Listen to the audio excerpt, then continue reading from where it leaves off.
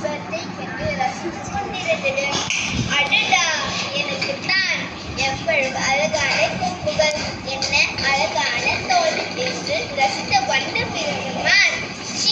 இந்த கால்கள்